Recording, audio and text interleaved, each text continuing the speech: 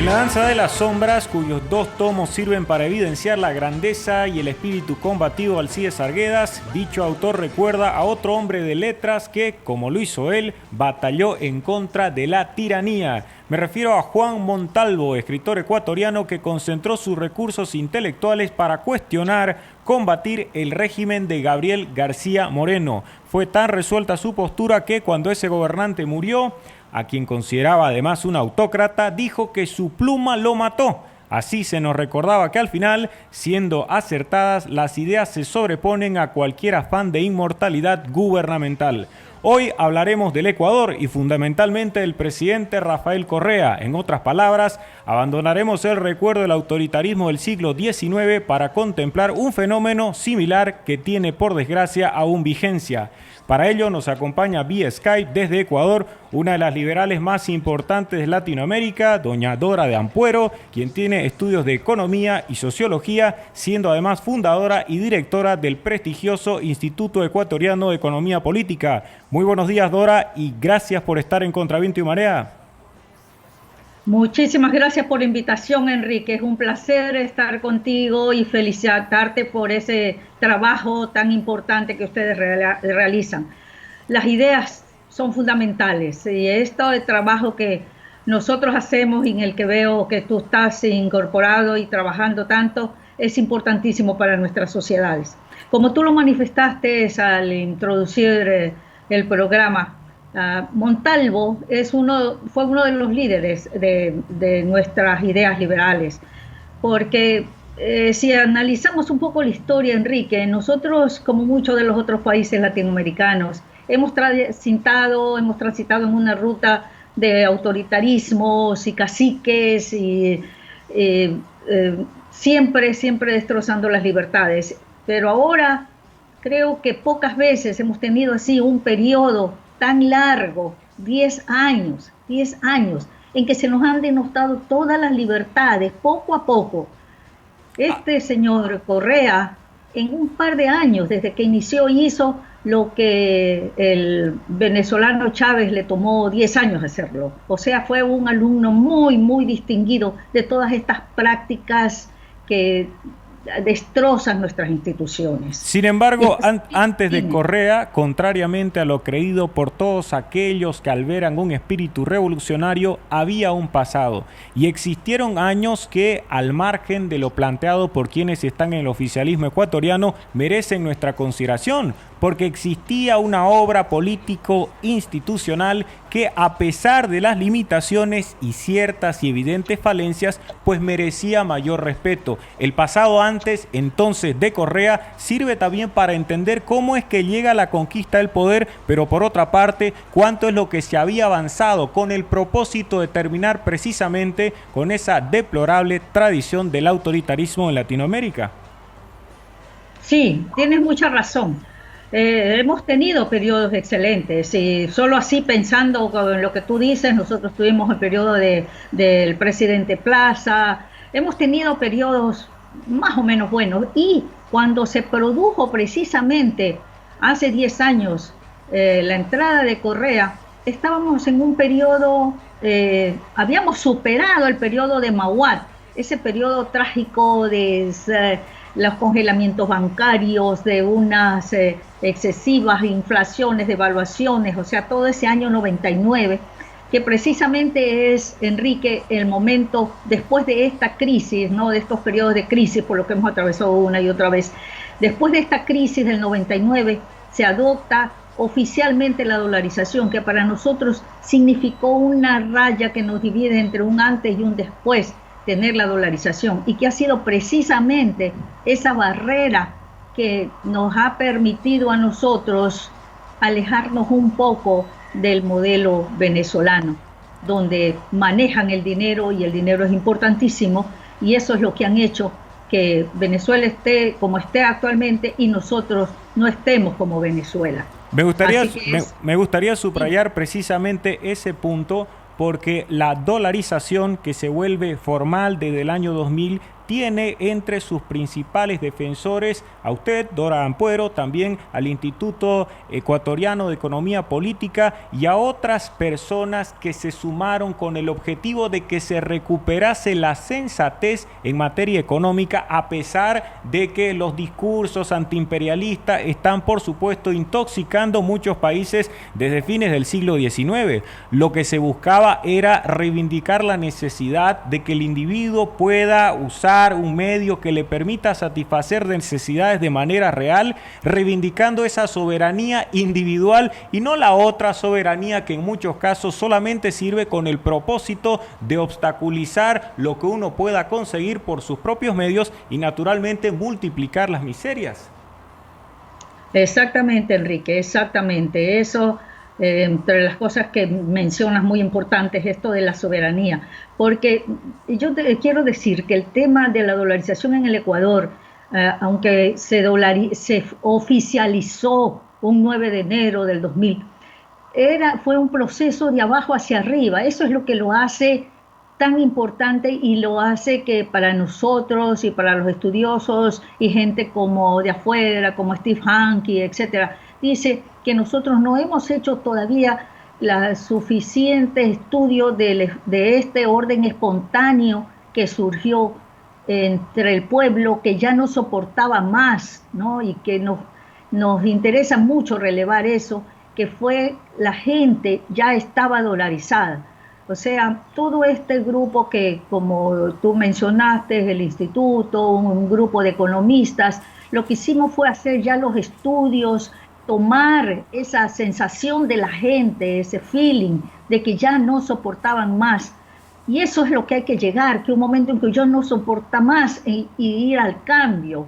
¿Hasta dónde soportamos cosas los latinoamericanos o los pueblos que nos dejamos y nos callamos? ¿Por qué surgen movimientos como este, que fue en el aspecto monetario el Ecuador? La gente quería tener dólares, ahí se sentía segura, se sentía confiada, porque cada día se devaluaba más nuestra moneda. Por supuesto, como tú lo mencionas, había mucha gente también que decía, no, ¿y qué vamos a dolarizar nosotros? Y no a la soberanía, y los exportadores, que ellos tenían ganancias, ganancias fuertes porque ellos exportaban, cobraban en dólares y después le pagaban a la gente en sucres. Mucha gente no tenía confianza también en esto, especialmente algunos empresarios y todo, pero ya la gente decía no esto, y empezó poco a poco a todo, que si tú tenías el hombre de la esquina que vendía 3 parcitos de medias en sucres, e inmediatamente se iba a la otra esquina a cambiarlo en dólares porque ahí se sentía. Y los efectos de eso para nosotros han sido muy positivos, y creo que tenemos que hacer más estudios al respecto y ver, claro, las condiciones individuales de cada país, pero para nosotros la dolarización es lo único que nos ha evitado caer en ese precipicio en el que se encuentran actualmente los venezolanos, Enrique. Y ha sido tan acertada la medida de que, pese a los discursos altisonantes de Rafael Correa desde sus primeras campañas, lanzando insultos, manifestando que se debía terminar con la dolarización, no lo ha conseguido hasta hoy.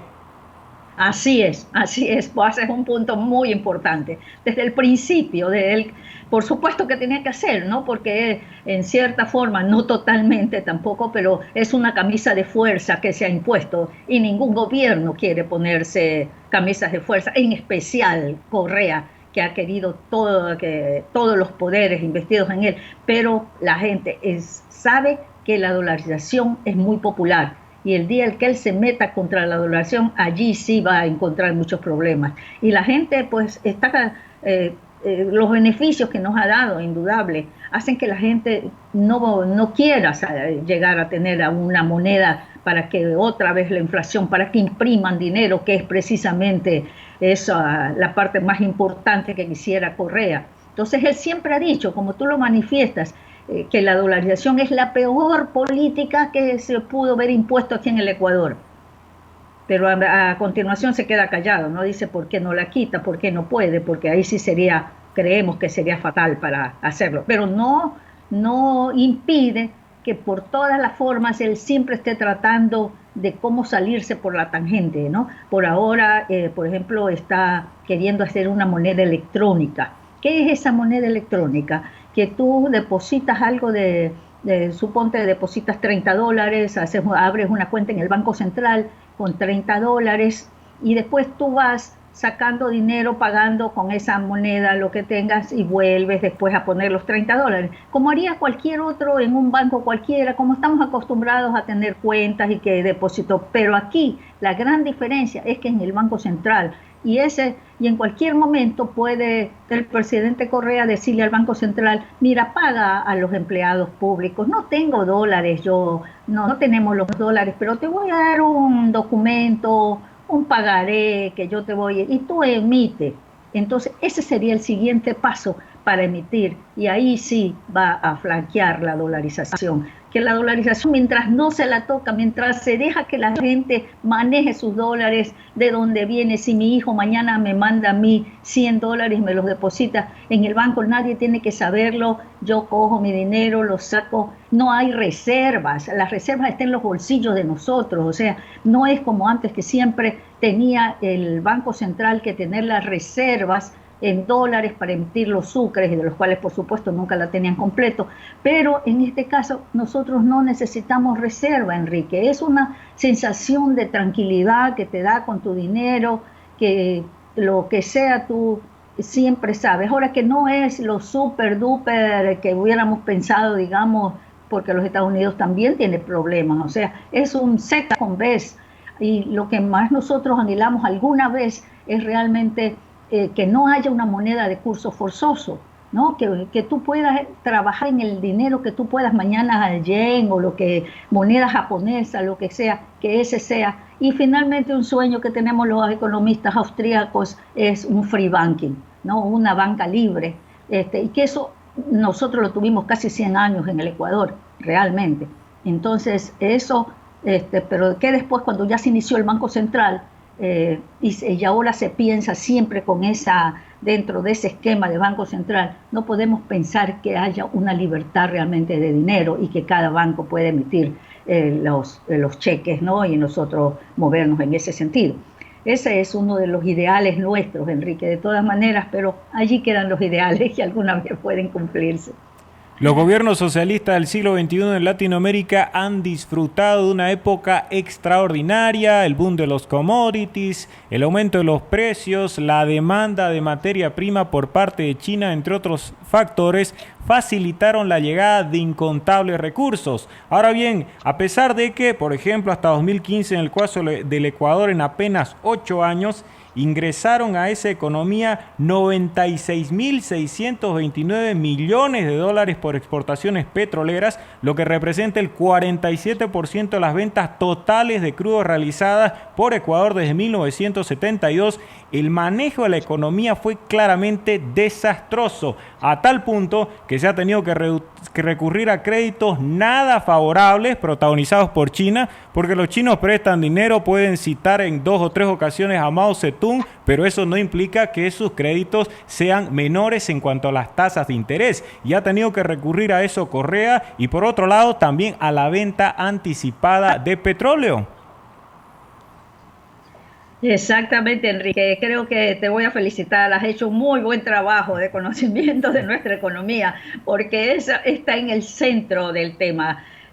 ¿Por qué estamos en la situación en que estamos? Es porque tuvo los incontables recursos, ¿no? Además del engaño y de la política y de la sonrisa y la demagogia, pero tuvo los recursos y los que tú acabas de mencionar. Entonces han podido gastar corruptamente porque las obras que han hecho están envueltas en la coima, en el robo.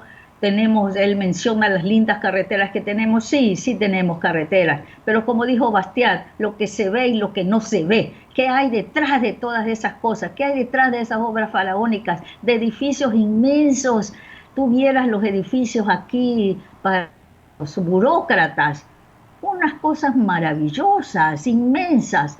Bueno, ¿y eso para qué se ha necesitado? ¿Para qué se ha aumentado tanta burocracia? ¿Para qué? Porque siempre ahí están los votos, ahí está la plata, ahí está la coima, y ese es el efecto que estamos sintiendo ahora, Enrique, porque después de todo lo que tú has detallado tan bien y con todos estos datos, hay una sensación en los ecuatorianos de frustración, ¿cómo te digo? Pues porque no hay trabajo, ¿no? Se expulsó la economía del sector privado, se expulsó y siempre, pues siempre habrá por allí estos empresarios que no son institucionalistas, empresarios mercantilistas que apoyan al gobierno, empresarios muy grandes que han medrado todos estos años también. Entonces se produce esta sensación, pero muchos empresarios han tenido que salir del país. Muchos se fueron a Perú a poner pues, sus trabajos, sus fábricas y todo. Entonces, ¿por qué la gente dice ahora, qué pasa? Pues no hay trabajo, no hay trabajo. ¿Ah? Están cerradas las empresas, o sea, han dedicado al mínimo y la gente tiene una sensación de depresión horrible, es muy, muy feo. Yo me acuerdo hace años cuando Chile estaba en su apogeo todo, ir a Chile, ir a un hotel allí, donde tú veías a empresarios, a la gente hablando, te hablabas con el taxista, todo con esperanza. Bueno, esa esperanza a nosotros se nos ha diluido muchísimo. Entonces hay una sensación, y especialmente en esta semana, Enrique, en esta semana donde ya estamos a muy pocos días del domingo a la votación, ¿qué vamos a tenemos claros nosotros a dónde vamos a llegar? Porque al mismo tiempo que tú dices que se ha diluido tanto dinero, Enrique, también se ha engañado a mucha gente. Y todavía hay la gente que está medrando de eso, ya sea porque trabaja para el gobierno, porque de alguna otra forma está recibiendo el bono, que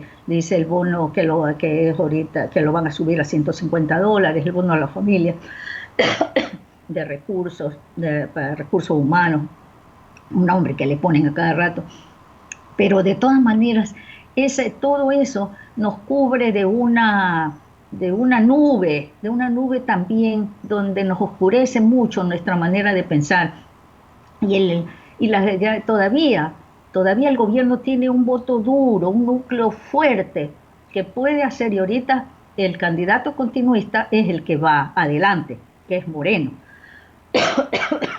Ahora, dicen las últimas encuestas, que tú sabes que siempre son de pensar, ¿no? De cuestionarlas.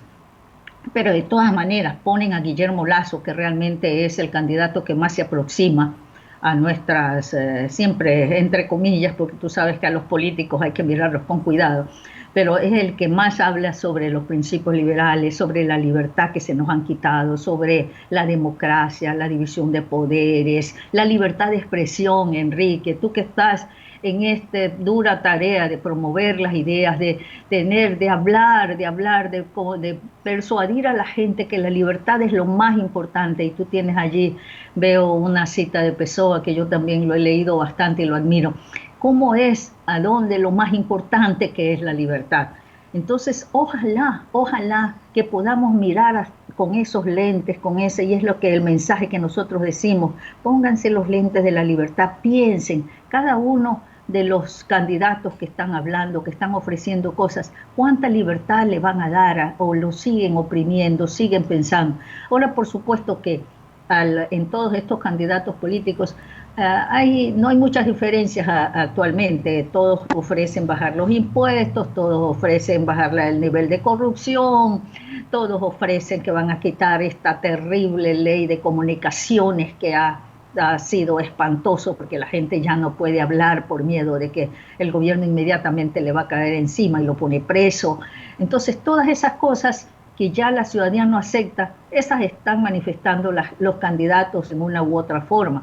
Ahora, ¿quién en realidad va a hacerlo? No sé, pero yo creo que ojalá los ciudadanos ya nos demos cuenta que necesitamos un cambio, porque este modelo, como todas las veces que se ha tratado de imponerlo, y tú lo sabes mejor que yo, Enrique, cómo ha fracasado, es un fracaso. El socialismo, comunismo, como quiera, como cualquier nombre que le quieras poner, es un fracaso, porque no toma en cuenta al individuo, no toma en cuenta la libertad, piensa que todo el mundo lo sabe, que ellos tienen la información, esa información tácita que nos habló a nosotros tanto Hayek, de que eso no lo tienen los dictadores, la gente, el gobierno, los políticos, sino solo está en nosotros, y a veces ni nosotros mismos la podemos articular. Así que esa es nuestra esperanza, Enrique, y me alegro que me estés llamando en estos momentos porque estamos pasando un momento muy de reflexión y de mucho pensamiento y ojalá que logramos salir de este atolladero y entramos a un cambio verdadero, que va a ser difícil al principio porque como tú lo mencionaste, estamos endeudados que no sabemos hasta dónde es el nivel de endeudamiento. ¿Y qué significa esto? Que en los pocos años vamos a estar pero con el cinturón bien, bien ajustado, que probablemente, aunque digan que no van a tener que poner impuestos, van a tener que poner impuestos, y entonces ahí la gente otra vez a decir lo mismo de lo mismo, que lo que le pasa a Macri, que lo pasa a todos estos que intentan otra vez salir de este atolladero tan grande porque te destrozan las instituciones.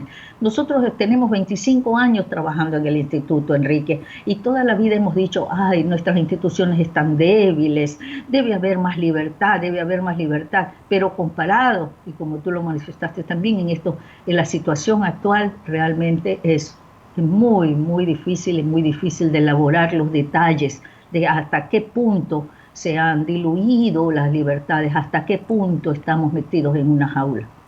La obra de reconstrucción, y el término no es exagerado, será titánica, descomunal. Prácticamente en muchos casos hay que recurrir al heroísmo más elogiable porque se trata de rectificar grandes equivocaciones que han generado muchos problemas y han impedido, lo más importante, que se contribuya a la solución de problemas sociales porque estaban dadas las condiciones, por lo menos materiales, económicas, no así ideológicas, para que esto pudiera avanzar. Desgraciadamente no ha ocurrido no solo en el caso del Ecuador, sino también en Argentina, Venezuela, que es el mayor ejemplo, igualmente Bolivia. Se presentó una ocasión propicia para avanzar de manera efectiva y las determinaciones fueron distintas, no únicamente por ceguera ideológica, sino también por la imposición de otros intereses, caprichos, pasiones bastante rudimentarias, pero que pesan cuando llega el momento de administrar el poder, pues se pueden equivocar o tener una convicción profundamente marxista acerca del curso de la economía, y en otros casos la explicación es mucho más sencilla. Lo único que priorizó fue el interés por incrementar de manera irregular el patrimonio, y como consecuencia de aquello tenemos que enfrentar una labor mucho más estremecedora que la que se puede presentar en otras circunstancias. Así es, Enrique. Y lo que sucede generalmente, como lo dijo Lord Acton y lo hemos mencionado en muchas palabras, en muchos términos, ¿no? El poder absoluto, ¿no? El poder es lo que es el poder absoluto realmente lo hace mucho más, ¿no? Y eso es lo que hacen estos dictadores, ¿no? Que se aprovechan de todo y hacen este poder tan grande y después, como tú dices, volver a restablecer, a reestructurar, crear nuevas instituciones, porque ya llega un momento en que la ética, los valores, los principios no significan nada. Estas nuevas generaciones, ¿cuántos muchachos nuestros que hoy tienen 18 años, tenían 10, cuando empezó Correa? Entonces se han criado, han ido a la escuela, han ido a escuelas y colegios donde solo se les habla de marxismo, porque esa es la triste verdad. Yo no puedo creer que todavía en los colegios los libros de texto son marxistas. Yo tuve la oportunidad de estudiar marxismo, pero bien porque yo me especialicé en economía comparativa en George Mason. Entonces estudié muy, muy de cerca todos estos libros, pero me parecía que estaba estudiando pues historia pasada. Pero verlas tú otra vez en los libros actualmente, uy, te da una sensación de pánico horrible, porque están realmente llegando a la mente de estos jóvenes que van a ser el futuro de nuestro país. Entonces, el aspecto educación, aquí lo que más nos han cerrado es la educación. O sea que tú ahora no tienes aquí, estamos igualitos que en la Unión Soviética. O sea, si tú quieres elegir una carrera, no puedes elegirla, no tienes chance de elegirla. Te van a hacer un examen y en ese examen tú ahí va a salir, de acuerdo a ciertos parámetros, cierta carrera que tú vas a optar. Pero cuando llegas y te dices, esta es la carrera que yo estoy, no hay cupo para eso. ¿Usted quiere ser médico? No, lo siento, pero sí aquí hay para que usted sea en electrónica. Esa es la única que usted puede optar. Es la única vacante que tenemos. Te puedes imaginar. Entonces, toda esta es darle vuelta, pero de 180, 360 grados, no sé, a muchas de estas cosas. Y los aspectos educativos es uno de los más que se han denigrado en este país.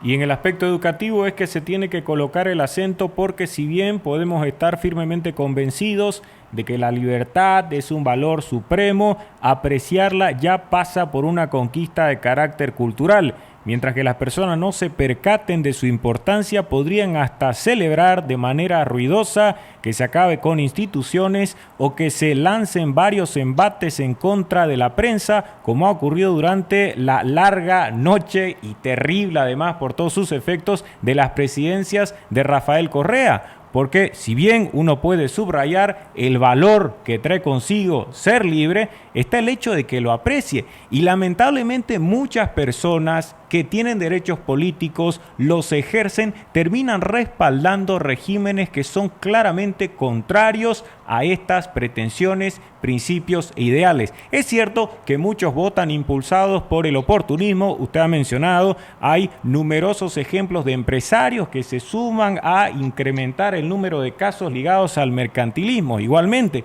y no les interesa ninguna otra consideración filosófica o ideológica. Sin embargo, existen muchas personas que sí han creído que este es el camino que resolverá cada uno de sus problemas de mayor importancia, y son individuos que mantienen todavía esa creencia alimentada por prejuicios en torno a otras propuestas que son más razonables, pero que no generan todavía aquella simpatía, apego o predilección que nos permita soñar con un mejor futuro a partir de resultados que se conquisten en las urnas. Así es, así es.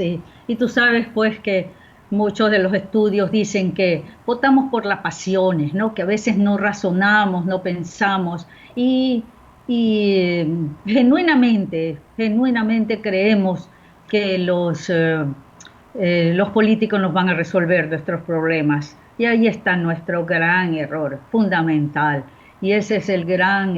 lo que nosotros tenemos que, esa idea es precisamente la que nosotros tenemos que combatir, que no es el gobierno el que va a resolver nuestros problemas, que ellos hacen los problemas, que nosotros, está en nosotros, en nuestro trabajo, en nuestro esfuerzo diario, en nuestros valores, en nuestra educación, en formarnos cada día más, en las familias, en todo eso es que está realmente el éxito, pero no en que extendamos una mano y sea el gobierno el que nos va a resolver, o nos va resolviendo, como decimos aquí a veces en el Ecuador, no nos va a dar resolviendo nada.